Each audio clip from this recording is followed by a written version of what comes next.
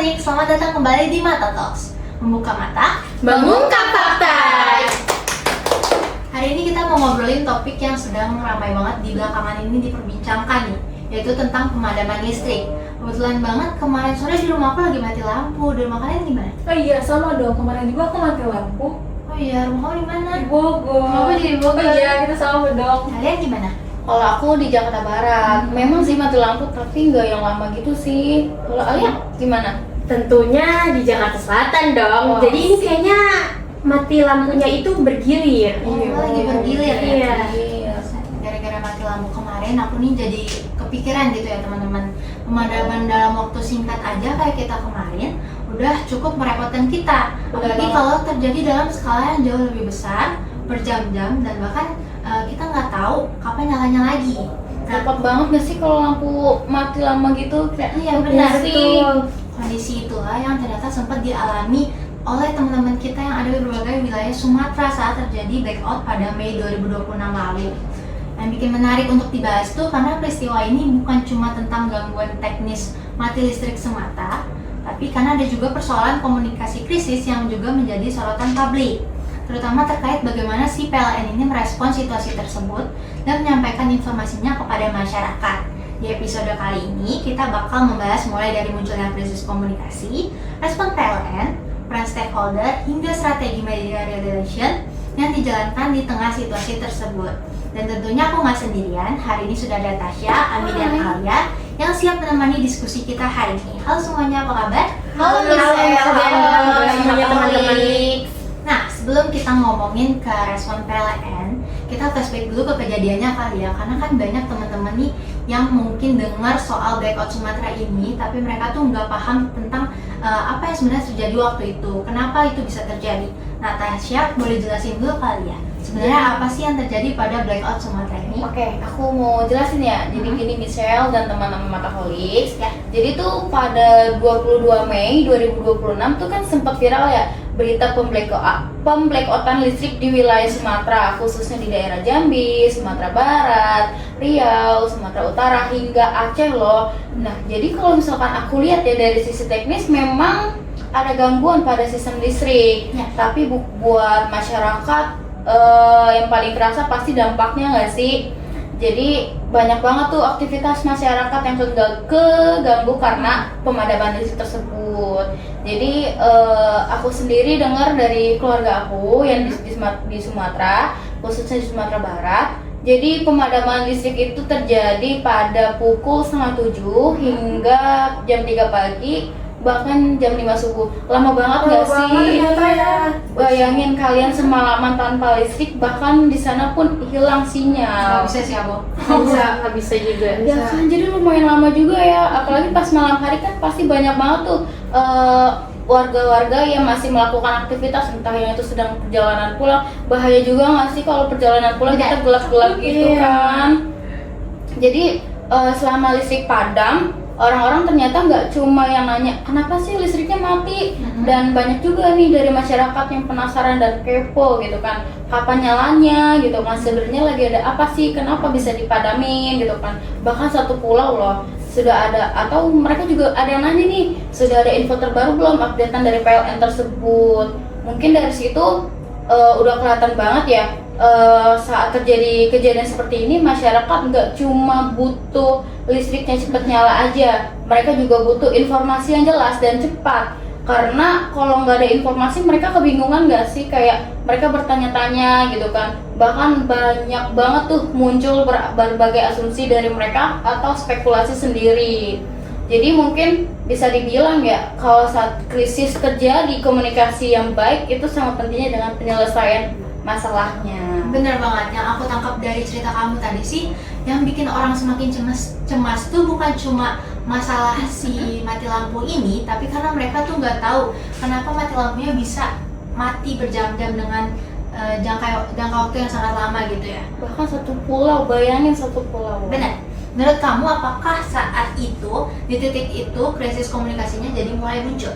Kalau yang aku lihat ya sampai saat ini sebenarnya tuh krisisnya bukan karena mati lampunya aja atau pemadamannya aja. Yang jadi masalahnya itu di sini komunikasinya, karena PLN yang benar-benar tidak ada membuat statement dia tiba-tiba yang lampu padam kan, jadi masyarakat jadi lah kok tiba-tiba mati gitu kan. Bayangin aja saat listrik mati dalam waktu yang cukup lama, pasti orang-orang langsung penasaran dong, ya seperti yang aku tadi bilang kan, dan pengen tahu apa yang sebenarnya terjadi gitu kan. Tapi di awal kejadian juga informasi yang diterima masyarakat masih terbatas, jadi banyak banget yang merasa bingung. Karena yang tadi bingung, mulai tuh mereka yang bertanya-tanya, bahkan mengeluh di media sosial. Gak sedikit juga akhirnya mereka menduga-duga dan mereka berasumsi, serta mereka juga membuat spekulasi sendiri karena penyebab pemadaman cukup besar juga kan, satu pulau. Jadi bisa dibilang dalam situasi seperti ini masyarakat gak cuma butuh listrik cepat menyala, tapi juga butuh informasi yang cepat, jelas, dan terus diperbarui supaya mereka nggak kebingungan. Wajar sih akhirnya muncul banyak spekulasi sendiri ya, karena Iya, informasinya benar. belum jelas, makanya Benar banget, masyarakat Michelle. mulai bertanya-tanya gitu ya. Iya, Tapi iya. aku penasaran dari sisi PLN-nya sendiri nih, Ami, apa aja sih yang dilakukan PLN dalam menghadapi situasi krisis seperti ini? Oke, kalau aku lihat PLN ini udah melakukan beberapa langkah komunikasi yang cukup penting ya teman-teman Katolik. Jadi yang pertama ini mereka mengakui bahwa memang terjadi adanya gangguan sistem kelistrikan yang menyebabkan blackout di sejumlah wilayah di Sumatera. Kemudian Direktur Utama PLN ini udah menyampaikan nih permohonan maaf kepada masyarakat yang terdampak, dan aku lihat juga di berita ternyata ada korban jiwa loh. Oh iya, ini Iya. aku dengar itu katanya 2 orang di Sumatera Iya. Utara. Kayaknya mereka tuh menghirup udara genset gitu loh. Oh iya. Nah, habis itu PLN juga udah ngadain konferensi pers untuk menjelaskan penyebab gangguan itu karena apa, proses pemulihannya itu berapa lama, serta pengembangan kondisi sistem kelistrikan mereka. Selain itu, PLN juga udah memberikan pembauran informasi melalui media massa dan media sosial mereka untuk memberitahukan selama proses pemulihan berlangsung, seperti itu teman-teman. Jadi walaupun banyak kerugian dan korban yang terjadi, tapi ternyata PLN ini nggak diem aja ya, tapi PLN ini menunjukkan bahwa mereka tuh hadir atau sedang menangani masalah yang terjadi gitu ya. Kalau dilihat dari sudut pandang komunikasi krisis, respon tersebut termasuk strategi apa sih namanya, Mi? Oke, kalau dilihat dari situational crisis communication theory, ini termasuk ke dalam strategi reboot.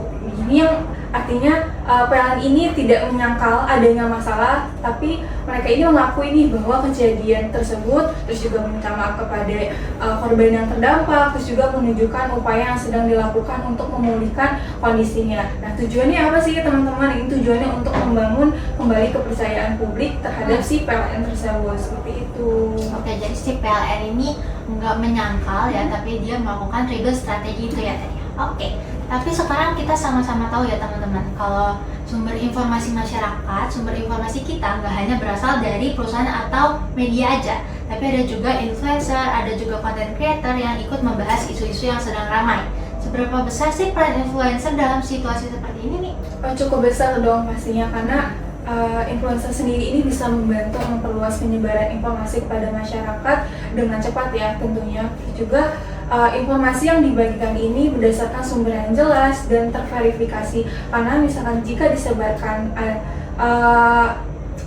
tanpa sumber ataupun informasi yang belum pasti ini, pastinya bakal memperbesar krisis komunikasi yang sedang terjadi, dan ini bisa memperburuk si citra PLN itu sendiri sih. Setuju banget, jadi budayakan saring sebelum Sharing. Oke, kalau kita mau lihat lebih luas lagi ya, ternyata penanganan krisis ini nggak hanya bergantung pada satu pihak aja kan ya. Tentu ada banyak pihak yang ikut berperan selama proses pemulihan berlangsung. Sekarang aku mau tanya ke Alia, siapa saja stakeholder yang terlibat dalam kasus ini? Jadi ada 5 stakeholder. Yang pertama itu tentunya PLN itu sendiri yang bertanggung jawab untuk menangani gangguan dan memberikan informasi kepada masyarakat. Yang kedua itu ada pemerintah yang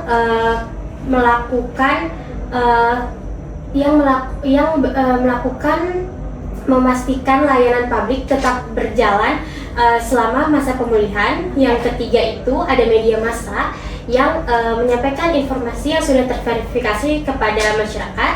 Yang keempat ada influencer dan content creator yang membantu memperluas jangkauan informasi, dan yang kelima tentu saja ada masyarakat sebagai pihak yang terdampak dan penerima informasi. Berarti ada 5 stakeholder ya. Nah, menurut aku 5 stakeholder itu berarti keberhasilan kayak menunjukkan kalau keberhasilan penanganan krisis itu nggak hanya bergantung pada satu pihak aja, tapi juga sangat bergantung pada koordinasi antar 5 stakeholder itu, benar nggak? Iya, betul.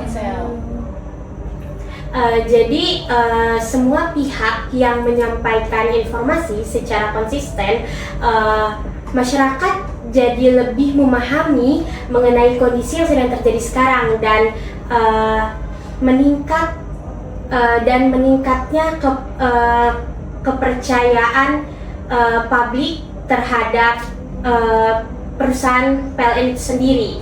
Oke, dari semua stakeholder yang tadi disebutkan yang ada 5 itu, menurut aku ada satu pihak yang punya peran sangat besar, yaitu media. Kenapa? Karena saat krisis terjadi, banyak masyarakat justru mengetahui perkembangan situasi melalui media yang biasa kita baca ataupun tonton. Kalau kita lihat dari perspektif media relations, strategi apa aja yang dilakukan PLN dalam kasus ini? Jadi ada 4 strategi yang terlihat. Yang pertama itu strategi media information, di mana menyampaikan informasi mengenai gangguan dan proses pemulihan kepada masyarakat melalui berbagai saluran komunikasi. Yang kedua itu strateginya mengenai press release atau penyebaran informasi ke berbagai media. Yang ketiga press conference atau konferensi pers yang dilakukan oleh PLN dengan melihat dan mengungkapkan kondisi situasi yang sedang terjadi secara langsung kepada media, dan memberikan jawaban atas pertanyaan-pertanyaan dari media. Selanjutnya itu yang keempat ada media monitoring, sebagai memantau pemberitaan media dan pemberitaan media dan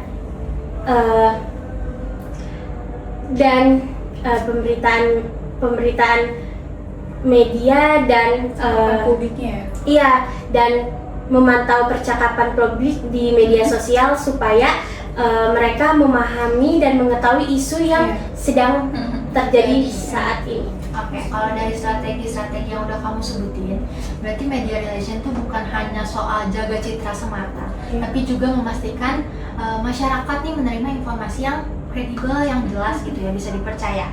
Iya benar, bisa. Betul. Jadi dalam situasi krisis saat ini ya, teman-teman Matoholik, media relation ini fungsinya itu memastikan informasi yang diterima masyarakat itu tetap akurat dan tetap terjaga kualitas, dan informasinya tuh tetap terjaga bahwa ini tuh informasi yang benar, Kredibel ya? Iya. Dan itu juga menjadi bagian dari krisis communication, yang dimana semakin cepat dan transparan informasi yang disampaikan, semakin kecil juga kemungkinan munculnya rumor dan spekulasi yang dapat memperburuk situasinya, seperti itu. Oke, jadi ternyata penting banget ya peran stakeholder dan media dalam menangani krisis komunikasi seperti ini. Jadi dari diskusi hari ini ada satu hal yang menurut aku cukup menarik untuk kita renungkan sama-sama nih teman-teman. Dalam situasi krisis, ternyata informasi itu sama pentingnya dengan solusi.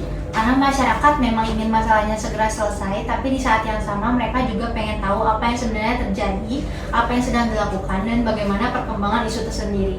Kasus Blackout Sumatera ini menunjukkan bahwa sebuah gangguan teknis bisa berkembang menjadi krisis komunikasi apabila kebutuhan informasi publik tidak terpenuhi dengan baik. Dan disinilah pentingnya komunikasi krisis dan media relation, yaitu membantu organisasi menyampaikan informasi yang cepat, terbuka, dan dapat dipercaya. Terima kasih banyak buat Tasya, Ami, dan Alia yang sudah berbagi insight hari ini. Dan terima kasih juga untuk teman-teman Mataholics yang sudah setia mendengarkan Mata Talks hari ini. Semoga obrolan kita kali ini bisa menambah perspektif baru tentang pentingnya komunikasi dalam situasi krisis. Aku Michelle pamit undur diri, sampai jumpa di episode berikutnya. Bye!